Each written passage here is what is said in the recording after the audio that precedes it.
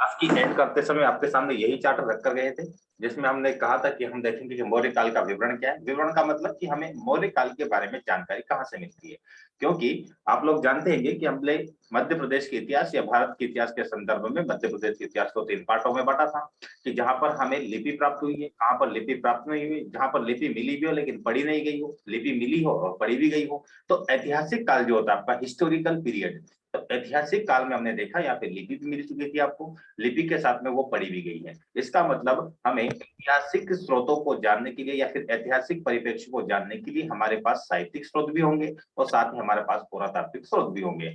तो वहीं पर हम देखेंगे मौर्य काल का विवरण, और विवरण में जानेंगे कि कौन कौन से साहित्यिक स्रोत के बारे में मौर्य काल के बारे में जानकारी प्राप्त होती है। जैसे कि आपने देखा ही होगा, अगर टीवी में सीरियल में आपने देखा होगा चंद्रगुप्त वाला एपिसोड, तो वहां पर एक व्यक्ति का तो जिक्र होता ही है और आपको वो का नाम आपकी जीबान पर तो रहता ही होगा, ठीक है, जिन्होंने अर्थशास्त्र की रचना की, और वो थे आपके ब्राह्मण साहित्य के पुराण या ब्राह्मण साहित्य के पुराण के रूप में चर्चा की जाती है अर्थशास्त्र की, और ये कौटिल्य के द्वारा रचित की गया है, जिसे भारत का मैकियावेली भी कहा जाता है। ठीक है, तो विवरण में पहले हल्की सी कुछ बातें जान लेते हैं कि गुप्त मध्य प्रदेश में या कहे भारत के संदर्भ में मौर्य काल की जानकारी सबसे पहले कहाँ मिलती है, या मौर्य काल के बारे में अगर देखना हो हमें तो कौटिल्य के किसको पढ़ना पड़ेगा आपको, कौटिल्य का अर्थशास्त्र। ये इकोनॉमी की पुस्तक नहीं है, ये किसकी पुस्तक है आपका, राजनीति से संबंधित। ठीक है, नाम चाहे भले इसका अर्थशास्त्र हो, लेकिन यह राजनीतिक विषय से जुड़ी हुई पुस्तक है, जो कि आप इंडियन हिस्ट्री में अच्छे से विस्तार से पढ़ते हैं, इसके बारे में आपको पढ़ाया भी जाता होगा। लेकिन यहाँ पर हम सिर्फ ये जानेंगे कि कौटिल्य के अर्थशास्त्र के से हमें मौर्य काल के बारे में विवरण प्राप्त होता है, जो कि अर्थशास्त्र क्या हो गया आपका साहित्यिक स्रोत। साथ में आप देखेंगे एक विशाख दत्त है, विशाख दत्त ने भी एक कृति की रचना की है जिसका कहा जाता है मुद्रा राक्षस। क्या कहा जाता है, दूसरे नंबर पर विशाख दत्त, और इनकी रचना क्या है, मुद्रा राक्षस। इन्होंने किसकी रचना की, विशाख दत्त ने मुद्रा राक्षस। ठीक है, तो मुद्रा राक्षस के माध्यम से भी यहाँ पे मौर्य काल के बारे में हमें जानकारी प्राप्त होती है। और एक और बात होती है सोमदेव की इसी कथा सरित सागर, सोमदेव कथा सरित सागर। ठीक है, सोमदेव की रचना है ये कथा सरित सागर। ठीक है, सरित सागर, ये सर नहीं रहेगा इसमें, कथा सरित सागर, ये सोमदेव की रचना। तो तीनों रचना आपको याद होनी चाहिए प्रीलिम्स के दृष्टिकोण से। मैच द कॉलम में भी पूछा जा सकता है, सिंगल भी पूछा जा सकता है, और ये तो पूछा ही गया आपका कौटिल्य का, मेंस में भी पूछा है और प्री में भी पूछा है। ठीक है, तो ये तो काफी साधारण क्वेश्चन बन चुका है, लेकिन अगर और आगे से पूछा जाए तो ये और पुस्तक भी आप याद रखिएगा और लेखक का नाम भी याद रखिएगा। विशाख दत्त ने मुद्रा राक्षस की रचना की है, तो वही सोमदेव ने कथा सागर की रचना की है। और एक और बात की जाए तो यहाँ पे पतंजलि ने महाभाष्य टीका की रचना की है। पतंजलि ने कौन सी,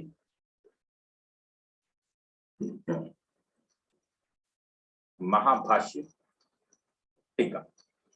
अब यहाँ पर कोई ऐसा कॉन्सेप्ट नहीं है, बस आपको रटना इन चीजों को, जितनी बार पढ़ेंगे अपनापन लगना लग जाए बस, तो याद हो जाएगी सारी चीज।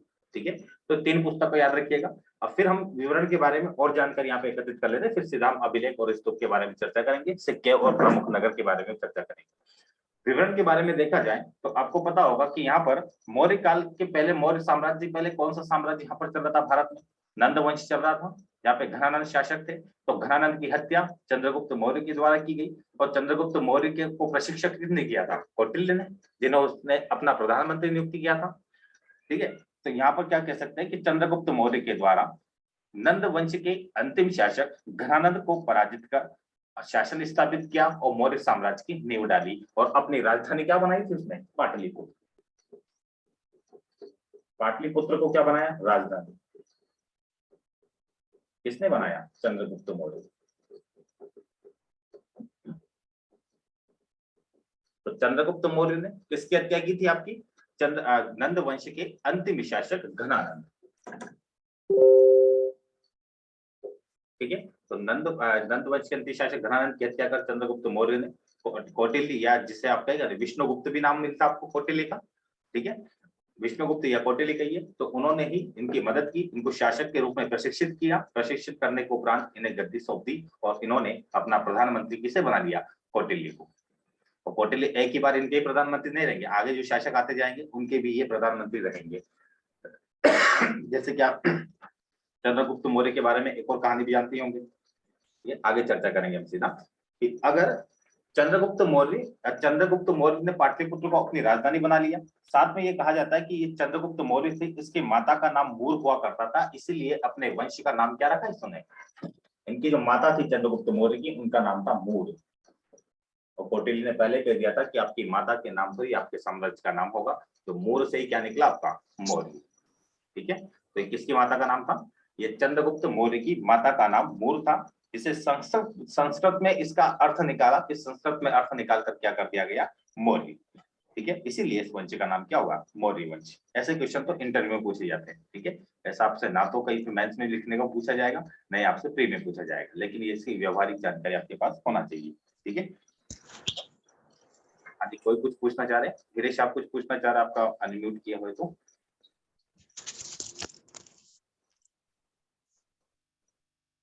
चलिए आगे चर्चा करते हैं। अब मौर्य वंश में आप देखेंगे चंद्रगुप्त मौर्य के बाद अगला शासक जो बनेगा, और चंद्रगुप्त मौर्य के बाद आपका बिंदुसार शासक बनता है।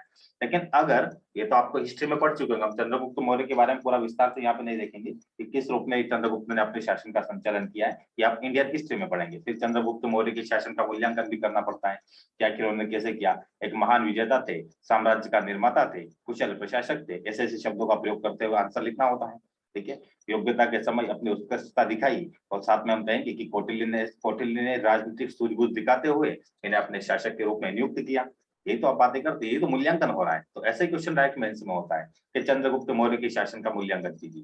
ठीक है, और जैन धर्म का प्रबल समर्थक था, इसीलिए तो इन्होंने कहा जाकर अपना शरण स्थली या फिर संलेखना किया था, कर्नाटक गए थे, श्रवण बेलगोला। तो एक और बात क्या ध्यान रख सकते हैं आप, कि चंद्रगुप्त मौर्य किस धर्म के अनुयायी थे या किस धर्म से संबंधित थे, तो जैन धर्म से। क्योंकि यही जाएंगे कहाँ पे, कर्नाटक के श्रवण बेलगोला में, जहां पर ये संलेखना या संथारा प्रक्रिया के द्वारा अपने देह का त्याग कर देंगे मोक्ष की प्राप्ति के लिए। ठीक है, जो जैन धर्म में कठिन समस्या के तौर पर उसको उल्लेखित किया जाता है, और वर्तमान में भी ये करंट अफेयर का इश्यू भी रहा है, जिसे सुप्रीम कोर्ट ने बैन भी किया था। ठीक है, फिर वापस इसको संलेखना को ऐसा व्यवहारिकता दे दी गई है कि ऐसा कोई ये नहीं कि आत्महत्या जैसा प्रयास नहीं है। ठीक है, तो चंद्रगुप्त मौर्य के द्वारा जैन धर्म का पालन करने के कारण ये श्रवण बेलगोला में संन्यास या फिर संलेखना करते अपने देह का त्याग कर देते हैं। ठीक है, तो ये कहानी आपको थोड़ा स्टोरी याद होना चाहिए। फिर बिंदुसार आएंगे। बिंदुसार को क्या कहा जाता है, अमित्रघात नाम से जाना जाता है। अमित्रघात का मतलब क्या होता है, शत्रुओं का नाश, विनाशक। ठीक है, चंद्रगुप्त मौर्य के बाद ही कौन सा शासक आता है आपका,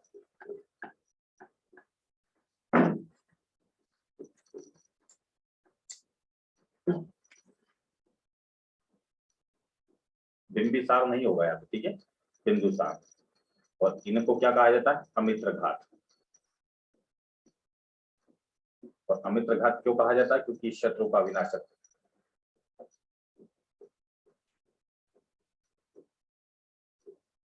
शत्रु का विनाश करने वाला था वाले थे, तो इन्होंने इनको उपाधि दे दी गई अमित्रघात की। ठीक है, बिंदुसार के वायु पुराण में इनको भद्रसार या मद्रसार, जैन ग्रंथ में सिंह सेन के नाम से इनको जाना जाता है। अगर बात की जाए वायु पुराण में, तो इन बिंदुसार को वायु पुराण में क्या कहा, भद्रसार। जबकि जैन ग्रंथ में देखा जाए, वायु पुराण में भद्रसार कहा जा रहा है, तो वही जैन ग्रंथ में इनको सिंह सेन के नाम से इसको पुकारा जा रहा है, सिंह सेन। ये दो फैक्ट याद रखिएगा, ये इंडियन हिस्ट्री में भी आपको बताया जाता होगा। ठीक है, तो ये प्रमुख बातें जिसके बारे में आपको विवरण के बारे में जानना होगा कि इसके विवरण के बारे में क्या होता है। और साथ में आप ये देखेंगे कि अवंती से क्या संदर्भ है। ठीक है, क्योंकि बिंदुसार के बाद एक नया शासक आएगा, देखो आप जानते होंगे, अशोक। और अशोक के बारे में आपको विस्तार से पढ़ना होगा, क्योंकि ये मध्य प्रदेश से संदर्भित है।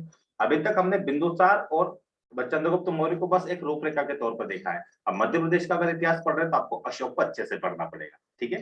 तो अशोक के बारे में हम जानेंगे, किसका पुत्र था, बिंदुसार का पुत्र था। तो अशोक बिंदुसार के पुत्र है और शासन पर रूढ़ कब हो रहे या शासनारूढ़ कब हो रहे हैं, आपका 273 ईस्वी पूर्व, इसी के बारे में हम जानेंगे। अब उन्हीं के तो हमें अभिलेख देखना है, उन्हीं के स्तूप देखना है, उन्हीं के सिक्के देखना है, फिर आगे चर्चा करेंगे।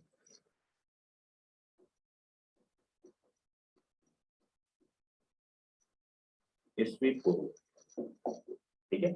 अशोक सिंहासन पर कब बैठते हैं, बिंदुसार के बाद बैठेंगे आपके 273 ईस्वी पूर्व में सिंहासन रूढ़ हो जाएंगे। जिनका वास्तविक राज्याभिषेक कब हुआ था, राज्याभिषेक इनका पहले ही हो चुका था, सॉरी इनका राज्याभिषेक 269 ईस्वी पूर्व। ये क्या हो रहा है यहाँ पर, राज्याभिषेक,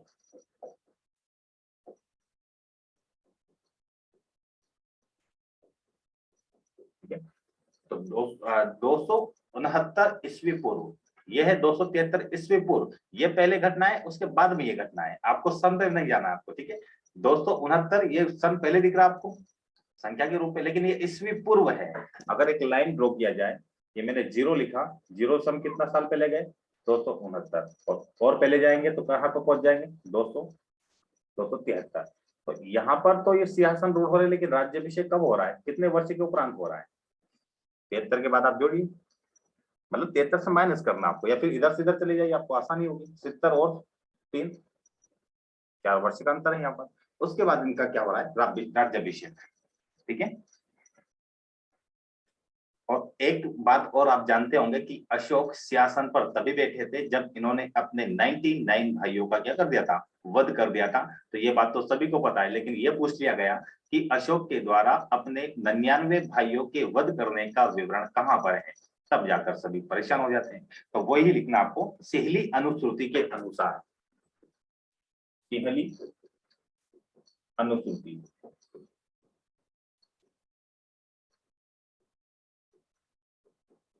सिहली अनुश्रुति, इसमें कहा गया था इसने 99 भाइयों का क्या किया था, वध, तब जाकर इस सिंहासन पर रूढ़ हुआ था। तो सिहली अनुश्रुति मेन ध्यान रखना आपको प्रीलिम्स के दृष्टिकोण से, इस सिहली अनुश्रुतियों के अनुसार इन्होंने 99 भाइयों का वध करके सिंहासन पर रूढ़ हुए, ठीक है। साथ में आपको पता होगा विदिशा में घूमते घूमते आए थे और किसी से प्रेम कर बैठे, ठीक है।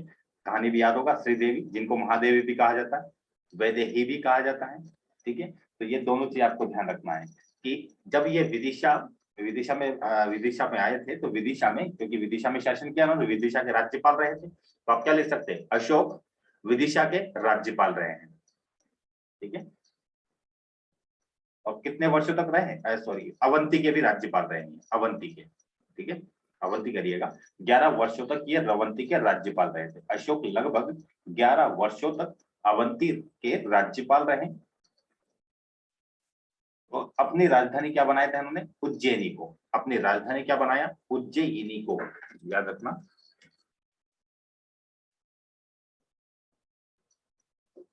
ये राजधानी, और चंद्रगुप्त मौर्य ने किसको राजधानी बनाया था, पाटलिपुत्र को।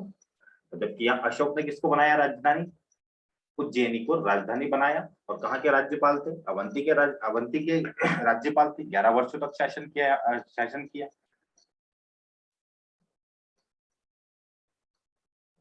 अब इन्होंने अवंती में जब राज्यपाल के पद पर थे, इन्होंने 2 काम किए थे, ठीक है।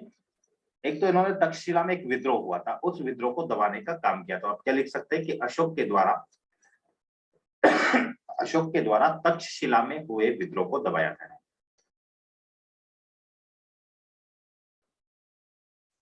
और उसके बाद जब विदिशा ये गए थे, तो विदिशा में एक व्यापारी की पुत्री थी जिसका नाम था श्रीदेवी, व्यापारी की पुत्री श्रीदेवी से इन्होंने निकाह कर लिया, निकाह मतलब बोले तो जाने का कहाँ चला गया,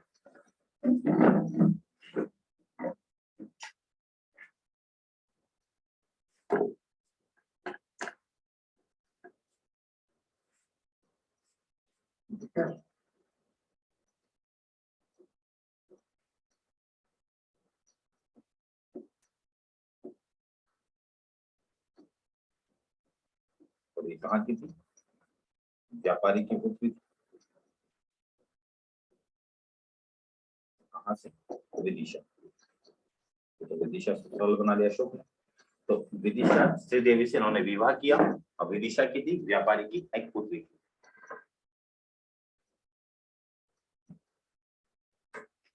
ठीक है, तो अशोक के बारे में ये बातें ध्यान रखना आपको कि अशोक के संदर्भ में। और साथ में एक वो महादेवी भी आप कह सकते हैं, श्रीदेवी जो लिखा हुआ है यही महादेवी भी नाम हुआ करता था। ठीक है, तो अशोक एवं महादेवी। और फिर इनके बाद में इनके 2 पुत्र होंगे। ठीक है, 2 पुत्रों का नाम क्या होगा? महेंद्र और संघमित्रा। और इन्हीं को तो बौद्ध धर्म के प्रचार प्रसार के लिए श्रीलंका भेजा जाएगा। ठीक है, इनके पुत्र होंगे संघमित्रा। ठीक है, संघमित्रा और एक और कौन सा हो जाएगा? महेंद्र। इन दोनों को कहा भेजा जाएगा? देखो महेंद्र का नाम भी बच्चों को महेंद्र। धम्म के प्रसार के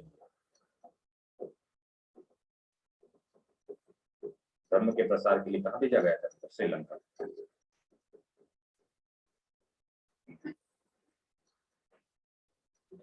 आप ये जानना चाह रहे हैं कि धम्म क्या होता है, तो मुझे आप में से बताएंगे पहले तो, क्योंकि मैं ये मान के जाता हूँ कि वो हिस्ट्री पढ़े होंगे आप लोग, इंडियन हिस्ट्री, वहां पे धम्म के बारे में जाने होंगे कि आखिर धम्म क्या होता है। तो मुझे कोई भी आप, या तो राजीव जिन्होंने एमपी पढ़ लिया है, ठीक है, एमपी का हिस्ट्री पढ़ा है या नहीं पढ़ा मुझे नहीं पता, पर यदि आप लोगों ने पढ़ा तो धम्म का मतलब क्या होता है? अगर नहीं पता तो मैं लिख पाऊंगा इस चीज को, इसलिए मुझे थोड़ा सा बताइए आप कि धम्म का मतलब क्या है। हाँ राजू बता पाएंगे धम्म का मतलब, या पहली बार सुना ये शब्द? इंडियन हिस्ट्री तो आपने पढ़ी है। सर पढ़ा है पर याद नहीं आ रहा क्या होता मतलब। ये तो बहुत बड़ी बात पढ़ा है, है लेकिन याद नहीं आ रहा। एक शब्द याद रखना आपको कि धम्म वहां की जो नागरिक है या फिर अपनी प्रजा के नैतिक उत्थान के लिए नियमों की एक संचयन, या फिर क्या बोल सकते हैं, नियमों की एक संहिता बनाई थी, कंपाइलेशन किया था नियमों का। उनमें वो नियम शामिल थे जिससे कि जनता का उत्थान हो, नैतिक उत्थान हो, नैतिक पक्ष का। ठीक है, तो अपनी प्रजा के लिए अशोक ने क्या किया था? अपनी प्रजा के लिए क्या कह सकते हैं धर्म के बारे में आप, कि अशोक के द्वारा अपनी प्रजा के नैतिक उत्थान के लिए, नैतिक उत्थान के लिए क्या किया था? नियमों की एक संहिता, नियमों की संहिता, संहिता। ठीक है, नियमों की एक संहिता बनाई थी, उसी को धम्म कहा जाता है। ठीक है, अब नैतिक उत्थान करना है प्रजा का, अब नैतिक उत्थान के लिए ही संघमित्रा और महेंद्र को भेज दिया श्रीलंका। ऐसे कई इनके अनुयायी थे जिनको उन्होंने कई क्षेत्रों में भेजा गया था, लेकिन संघमित्रा और महेंद्र के बारे में काफी फेमस बताया जाता है कि श्रीलंका में प्रचार प्रसार करने के लिए गए हुए थे। ठीक है, बाकी अन्य भी आप देखें, इनके महादेव भी इनके धर्म प्रचारक थे। महादेव गए थे आपके मैसूर में। ठीक है, एक मध्यांतिक भी होता है या महारक्षित भी होता है, महारक्षित गया था यवंश देश में। ठीक है, ऐसे देश ऐसे क्षेत्र महाराष्ट्र में गए थे, महाधर्म रक्षित को महाराष्ट्र भेजा गया था। पर इतना ध्यान रखना आपको, संघमित्रा महेंद्र का ध्यान रखिए कि श्रीलंका में धर्म के प्रसार के लिए गए हुए।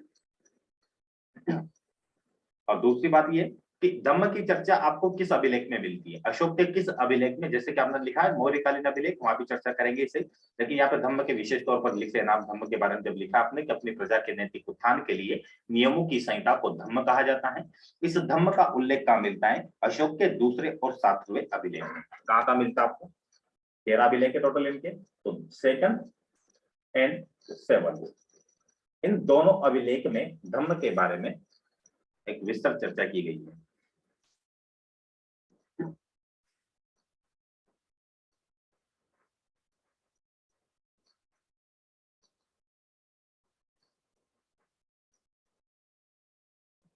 ठीक है, और अशोक क्या बोलते हैं? धम्म का मतलब ये भी है स्वयं पर नियंत्रण भी रखना है। ठीक है, स्वयं पर नियंत्रण कर रखना या फिर स्व नियंत्रण अशोक के धर्म नीति का मूल सिद्धांत था। ठीक है, तो धम्म नीति का मूल सिद्धांत क्या है? स्व नियंत्रण, स्वयं पर कंट्रोल करना चाहिए, सेल्फ कंट्रोल, ये चीजें होना चाहिए। बस मुझे नहीं लगता कि इससे ज्यादा जानना होगा आपको, तो ध्यान रखिएगा धर्म के बारे में बातें ध्यान रखिए। बाकी आप इंडियन हिस्ट्री में पढ़ेंगे तो वहां पे और भी बातें आपको देखने को मिल सकती है। ठीक है, अब सीधा हम चलेंगे सर उल्लेख कहाँ मिलता है? हाँ जी, उल्लेख कहाँ मिलता है? किसका? ये जो धम्म का आपका जो मतलब अभिलेख है, अशोक के जो अभिलेख है 13 अभिलेख थे इनके टोटल। तो 13 अभिलेखों में से जो इनका दूसरा और एक इनका 7वां अभिलेख था।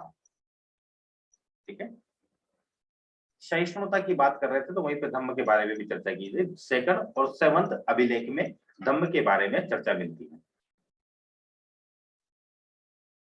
ये पूछना चाह रहे हैं आप। लेकिन जब यस सर, हो गया। यात्रा की अगर बात करेंगे, धम्म की यात्रा, तो यात्रा फिर 8वें अभिलेख में मिलेगी आपको। ठीक है, आपने 13 अभिलेख की विस्तृत चर्चा की होगी। अगर आप ऐसे सुनना चाहे तो सुन लीजिएगा 13 अभिलेख में क्या क्या बातें कही गई है। बाकी हम ऐसा तो नहीं कि एक बार में आपको सुनने में भी याद हो जाएगा, पर एक बार सुन लीजिएगा। जैसे कि पहले अभिलेख में बोलते हैं कि पशु बलि की निंदा करते हैं। ठीक है, पशुओं का वध नहीं करना चाहिए। और साथ में क्या बोलते हैं, जैसे कि आपने कलिंग युद्ध देखा होगा, कलिंग युद्ध में कई सारा नरसंहार हुआ था, तो इन्होंने हृदय परिवर्तन किया। अशोक ने क्या किया, हृदय परिवर्तन किया। तो क्या बोला, ये बोला, एक सेंटेंस बोला, जैसे गदगद हो गई वहां की जनता, बोला कि सभी प्रजा मेरी संतान है। जब कोई शासक ऐसा बोल देता है तो एकदम पिघल जाती है सारी जनता। लेकिन ये कलिंग युद्ध के बाद बोला, इनका हृदय परिवर्तन हुआ। तो ये भी पहले अभिलेख में उल्लेखित है कि सभी प्रजा मेरी संतान है। ऐसी बात अशोक के किस अभिलेख में मिलती है, तो ये भी पहले वाले अभिलेख में। और साथ में पशु बलि की निंदा की जा रही है, तो ये भी कहां पे मिलेगा आपको, पहले अभिलेख में। और दूसरे अभिलेख की बात करें तो दूसरे अभिलेख में उन्होंने कहा कि पशु चिकित्सा की बात की है। ठीक है, सेकंड अभिलेख में क्या किया, पशु चिकित्सा और मानव चिकित्सा। अब इसको कैसे याद रखना है, दो प्रकार की चिकित्सा की बात की, इसलिए दूसरे अभिलेख में इसकी चर्चा है, एक मानव चिकित्सा और एक पशु चिकित्सा। ठीक है, और सबसे पहला धर्म क्या बताया, तो पहले में क्या हो जाएगा, सभी प्रजा मेरी संतान है। और तीसरे में बताएंगे, तीसरे में मतलब 3 चीज याद रखना है, युक्त, रज्जुक और प्रादेशिक। सभी ये तो इंडियन हिस्ट्री में सुन लीजिए बस, कि राज्य के अधिकारियों की बात की गई थी यहाँ पे। चौथे अभिलेख में इन्होंने जो धर्मचारक होते हैं भैरीनाथ, इन्होंने धर्म का उद्घोष किया था। भैरीनाथ ने क्या किया था, धर्म का उद्घोष किया था। 5वें अभिलेख में धम्म महामात्रों की चर्चा की गई है। ठीक है, तो ये तो खैर अलग बात है, मैं आपको ये बतला दूंगा या फिर आपको प्रोवाइड कर दूंगा एक चार्ट के माध्यम से। सब जो 13 ही जो अभिलेख के ग्रुप में डाल दूंगा, तो आप एक बार रीड कर लीजिएगा, क्वेश्चन बन सकते हैं वहां से। ठीक है, चलिए अब सीधा आते हैं हम मौर्यकालीन अभिलेख की चर्चा करते हैं।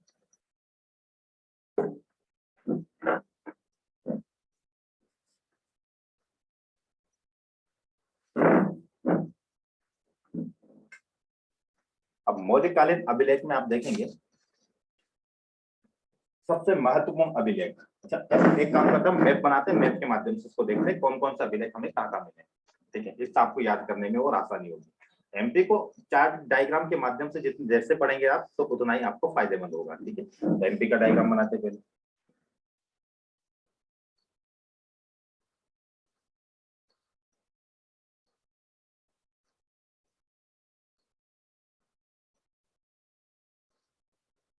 ये आपका प्यारा मध्य प्रदेश। ठीक है, मध्य प्रदेश लग रहा होगा, लगना भी चाहिए। ठीक है, अब देखेंगे, आप सबसे पहले देखेंगे कि दतिया वाला क्षेत्र, दतिया में कौन सा मिलेगा इनको, ये वाला आपका दतिया वाला पोर्शन। यहाँ पे गुर्जरा, गुर्जरा अभिलेख की बात कर रहे हैं हमसे। ठीक है, तो पीछे नाम ना लिखो तो आप अंडरस्टूड रहिएगा, गुर्जरा अभिलेख की बात की जा रही है। ठीक है, तो सबसे पहले हम अभिलेख के नाम लिख लेते हैं, फिर उनके बारे में चर्चा करेंगे। फिर आप देखेंगे यहाँ पर आपका शहडोल है, शहडोल, यहाँ पे डी लिख देता दतिया। ठीक है, शहडोल में आपको मिलेगा सारो मारो, सारो मारो अभिलेख। ठीक है, फिर आपको सीहोर में जाएंगे आप, सीहोर में कौन सा मिलेगा आपको, पान गुडारिया, क्या बोलते हैं, पान गुडरिया या पान गुडारिया, पान गुडारिया। ये कहां से मिला आपको, सीहोर से, सीहोर से अभिलेख प्राप्त होता है। फिर आप बात करेंगे रायसेन, और रायसेन में तो फेमस है, कौन सा है, सांची का अभिलेख और सांची का स्तूप, दोनों चीजें, सांची अभिलेख और सांची स्तूप। संघ भेद अभिलेख भी कहा जाता है, इसे क्या कहा जाता है, संघ भेद अभिलेख। बौद्ध धर्म में जो विभाजन हुआ था, तो विभाजन की रूपरेखा यहाँ पे दिखाई देती है। संघ भेद अभिलेख भी कहा जाता है सांची के स्तूप। ठीक है, और एक आखिरी बचता है आपका, जो कि जबलपुर में, जो कि सीहोर में, सीहोर कहाँ गया आपका, आप थोड़ा इसको चेक जरूर कीजिएगा, जो दिख रहा होगी रूपनाथ का अभिलेख, कहाँ पर है ये बताइए जरा, क्या पक्का सीहोर में है या फिर जबलपुर में, रूपनाथ का अभिलेख, आप हो तो ही बताइएगा। ठीक है, सर जबलपुर में है। जबलपुर में पक्का? हाँ सर जबलपुर में। क्योंकि सीहोर में है या जबलपुर में, थोड़ा सा आपके लिए मैं छोड़ रहा हूँ, ठीक है। मैं यहाँ दोनों लिखूंगा, जबलपुर या सीहोर, चेक करना है। मैं भी जहां तक हूँ कंफर्म ये जबलपुर में होना चाहिए, ठीक है। बस थोड़ा चेक कीजिएगा आप लोग भी, और मैं भी चेक करके आपको बता दूंगा, ठीक है। रूपनाथ का स्टार लगा के रखिएगा, ठीक है। और भी अभिलेख है, और भी अभिलेख की चर्चा करें तो इसमें एक कसरावत का होता है। कसरावत अभिलेख खरगोन में मिलता है, ठीक है। ये खरगोन, कौन सा? कसरावत।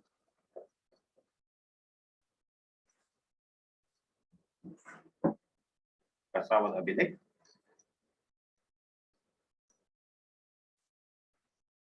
इतना ध्यान रखना, बाकी तो छोटे मोटे अभिलेख है और मिल भी जाएंगे आपको। अब यहाँ पर आपको गुर्जरा अभिलेख के बारे में मेन बात एक ध्यान रखना है कि यहाँ पर इससे पहली बात तो ये कि गुर्जरा जो अभिलेख है ये अशोक का लघु शिलालेख, लघु शिलालेख। जब ये लघु शिलालेख है तो शिला पर लिखा हुआ है कुछ, इसका मतलब यहाँ पर अशोक का नाम मिला है। अशोक का नाम, अशोक नहीं मिला है, अशोक का नाम मिला है। वो क्या मिला है अशोक का नाम, वो बता रहे हैं। अशोक का नाम देवा नाम प्रियदर्शी, देवा नाम प्रियदर्शी, ये नाम मिला है अशोक का, ठीक है। देवा नाम प्रियदर्शी, ये नाम मिला है अशोक का, ध्यान रखिएगा, ठीक है। सिद्धों की टोकरी भी कहा जाता है इसी को, गुर्जरा को सिद्धों की टोकरी, ठीक है। और जो ये रूपनाथ अभिलेख है आपका, तो रूपनाथ अभिलेख कहाँ है ये तो आपको जानना ही है। तो ये रूपनाथ अभिलेख को मौर्यकालीन कला की जानकारी यहाँ से प्राप्त होती है, मौर्यकालीन कला की जानकारी, ठीक है। मौर्यकालीन आर्ट या कला, मौर्यकालीन कला की जानकारी प्राप्त होती है रूपनाथ अभिलेख से, ठीक है। अब हम थोड़ा जल्दी से किसकी चर्चा करेंगे, स्तूप की चर्चा करेंगे, फिर आपका लगभग 10 मिनट के बाद वीडियो ऑफ हो जाएगा, ठीक है।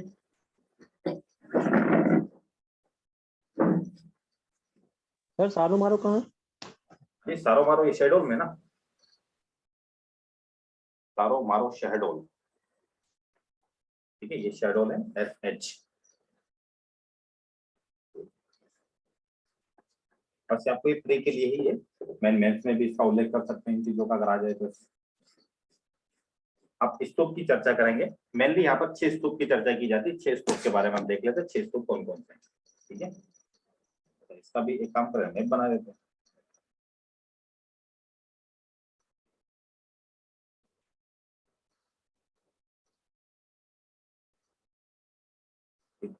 ये हो गया आपका मैप, ठीक है। सबसे पहले आपको देखना पड़ेगा अभिलेख कौन कौन सा आपका, सांची का स्तूप, भरूच स्तूप, तो बता दीजिएगा सांची का स्तूप कहाँ हो जाएगा आपका, राजस्थान में क्या हो जाएगा, सांची, ठीक है। अच्छा भरूच स्तूप कहाँ पर है आपका,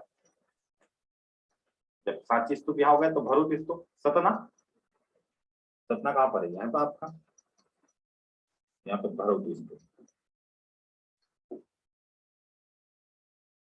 बाकी आप बताएंगे सब, ठीक है। भरूच जगह बता, सांची का स्तूप, भरूच स्तूप। तीसरा हो जाएगा आपका देउर कुठार का स्तूप, कौन सा हो जाएगा, देउर कुठार का स्तूप।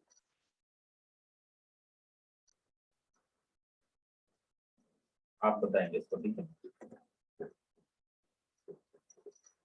देउर कुठार, ये फर्स्ट, सेकंड, ये थर्ड, ठीक है। अचानक वीडियो रुक जाए तो फिर समझ लीजिएगा, फिर क्लास वहीं तो ऑफ हो गई है, ठीक है।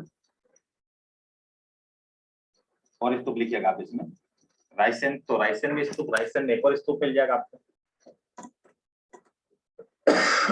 रायसेन स्तूप, ठीक है। एक और स्तूप होता है तुमेन स्तूप, तुमेन, ध्यान रखना सूपिया स्तूप यहाँ मत लिख देना आप, ये गुप्तकालीन स्तूप होगा सूपिया स्तूप, ठीक है। जिससे ये पता चलता आपको घटोत्कच की वंशावली, जो गुप्त वंशी की वंशावली घटोत्कच से प्रारंभ हुई है, वो सूपिया अभिलेख में मिलता है। लेकिन सूपिया अभिलेख मौर्य काल से संबंधित ना होकर वो आपका गुप्त काल से संबंधित है। इसके बाद में हमारा गुप्त काल शुरू होगा तो वहां पढ़ेंगे। तो यहाँ पर कौन सा अभिलेख, एक और आपको क्या जानना होगा, 3 ये हो गए। एक देवकुटार आपको जानना है कहाँ है, और 5वें नंबर पर तुमेन अभिलेख कहाँ पर है, तुमेन अभिलेख ये भी आपको बताना है। ठीक है, थोड़ा सा काम आपको भी देते हैं। तुमेन गुना में है सर, कितना हो जाएगा आपका, गुना में है तुमेन। ये जी लिखा है मैंने, जी का मतलब गुना है, ब्रैकेट में लिख देते हैं यहाँ पर गुना। और आखिरी स्तूप होगा आपका जिसे कहा जाएगा बौद्ध महास्तूप, और ये कहाँ पर है, बौद्ध महास्तूप 6 number.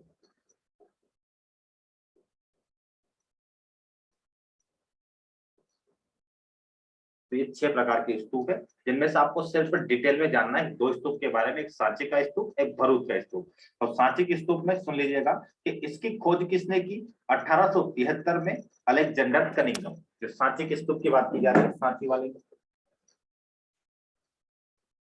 1873 Alexander Cunningham, Alexander Cunningham के द्वारा सांची के स्तूप की खोज की जा रही है। तो ध्यान रखना है आपको ये। और सतना की जो कुचेहरा तहसील है, कुचेहरा तहसील में इसका ये वहां पे मिला है ये अभिलेख।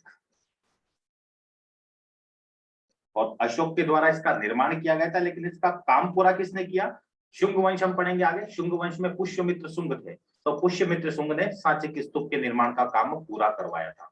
ठीक है, तो ध्यान रखना, सांची के स्तूप का निर्माण का किसने, मतलब अशोक ने तो निर्माण करवाया, लेकिन पूर्ण किसने करवाया, शुंग काल में हुआ है, शुंग काल। और शुंग काल में किसने किया, पुष्यमित्र शुंग, पुष्यमित्र शुंग पूर्ण करवाया था सांची के स्तूप का निर्माण। सॉरी, मैंने इसका बोल दिया आपका, ये भरूच स्तूप को पूर्ण करवाया था। ठीक है, आप लोग इसको करेक्शन कीजिएगा। वैसे सांची के स्तूप 1873 में अलेक्जेंडर कनिंघम ने इसकी खोज की, ये ध्यान रखना आपको। तो ये इसका भी उल्टा लग रहा है, सांची के स्तूप का खोज किसने किया बताइए जरा। जनरल टेलर, और भरूच स्तूप 1818 में जनरल टेलर। नहीं करना आपको, सिर्फ सांची की जगह भरूच लिखना। भरूच स्तूप की खोज 1873 में अलेक्जेंडर कनिंघम ने, और पूर्ण करवाया, इसका काम शुरू करवाया था अशोक ने, और पूर्ण करवाया किसने, आपका पुष्यमित्र ने। ठीक है, ये करेक्शन कर लीजिएगा भरूच इसके बारे में।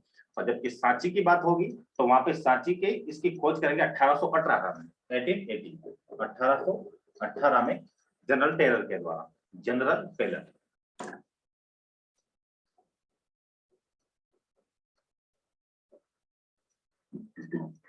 जनरल टेलर के द्वारा 1818 में इसकी खोज की जाएगी। और बताइए सांची के स्तूप को यूनेस्को की विश्व धरोहर सूची में शामिल कब किया गया है, 1989। ठीक है, यूनेस्को की विश्व धरोहर सूची में इसको 1989 में शामिल किया। ये संधि आपको ध्यान रखना। Okay sir.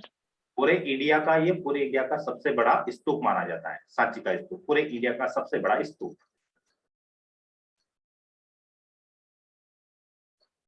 ठीक है, बाकी इसकी संरचना कैसी होती है, जैसे इसमें वेदिका होती है, हर्मिका होती है, तोरण द्वार होता है। यह इसकी एक स्थापत्यिक जैसी संरचना है सांची के स्तूप, मतलब स्तूप की संरचना बोल सकते हैं। अच्छा, आप ये बता सकते हैं कि सांची के स्तूप के निर्माण जो करवाया अशोक ने, किसके कहने पर करवाया, सांची के स्तूप का निर्माण अशोक ने किसके कहने पर करवाया, बताएंगे दीक्षा आप।